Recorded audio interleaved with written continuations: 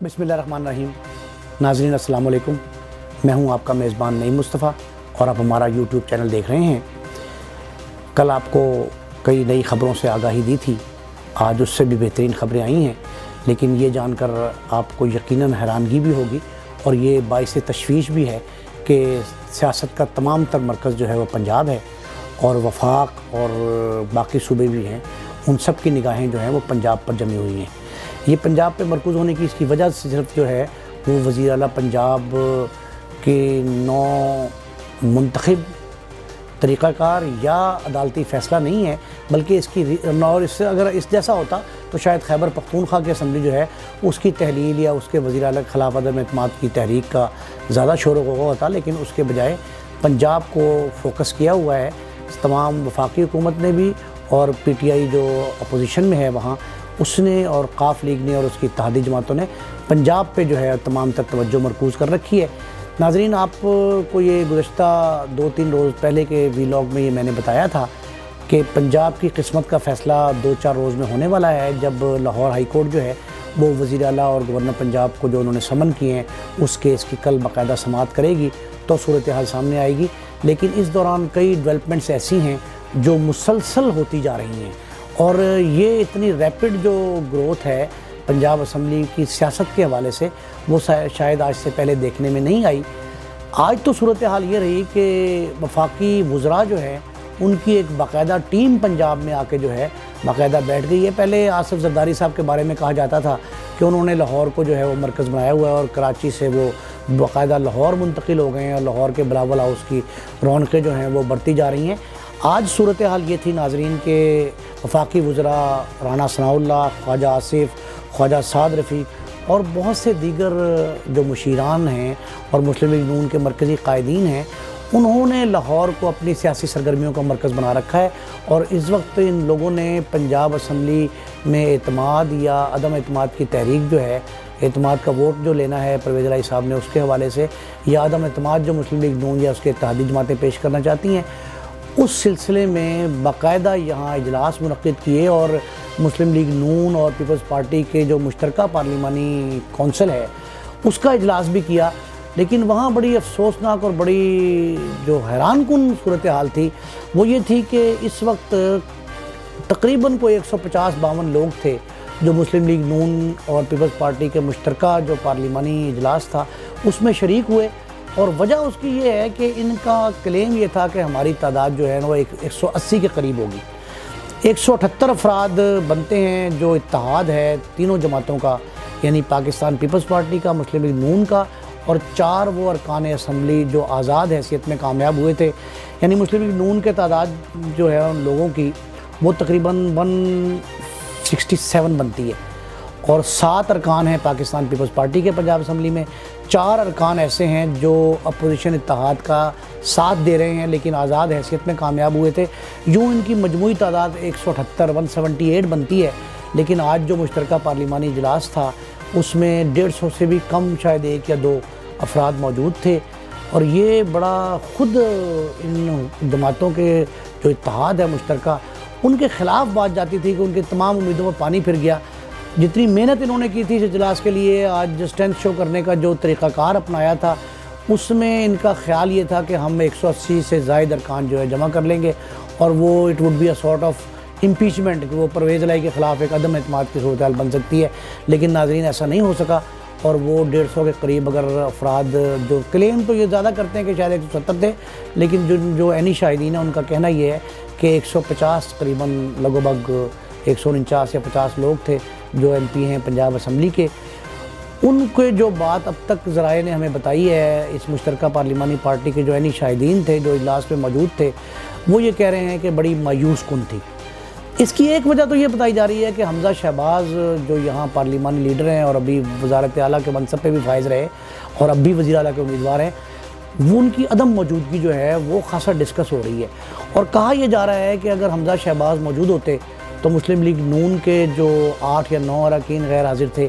Pakistan peoples party के 5 अरकान गैर हाजिर थे, सिर्फ हसन मुर्तज़ा पीपल्स पार्टी की तरफ से और यूसुफ ज़रगानी के बेटे जो अली हैदर गिलानी हैं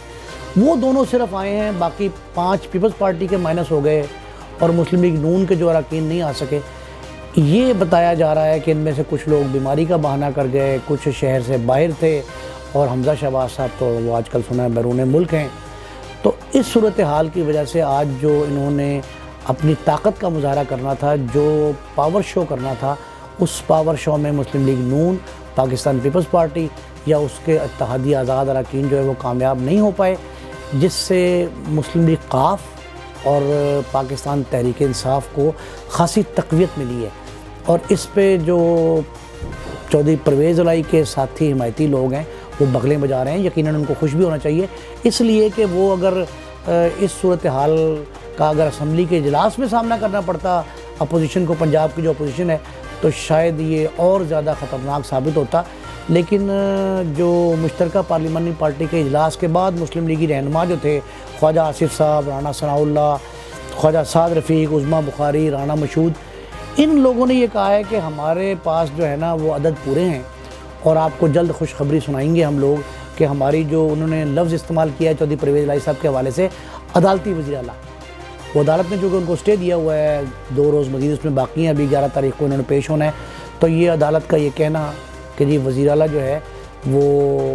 گورنر صاحب پیش ہو کے وضاحت کریں گے, گورنر صاحب نے جو نوٹیفیکیشن ہے اس کے حوالے سے چودھری پرویز الہی جو ہے, جو انہوں نے عارضی طور پر یہ موقف اپنایا تھا کہ میں پنجاب اسمبلی نہیں توڑوں گا, وہ پنجاب اسمبلی نہیں توڑوں گا. تو یہ جو معاملہ تھا اس پہ خاصی جو ہے نا معاملہ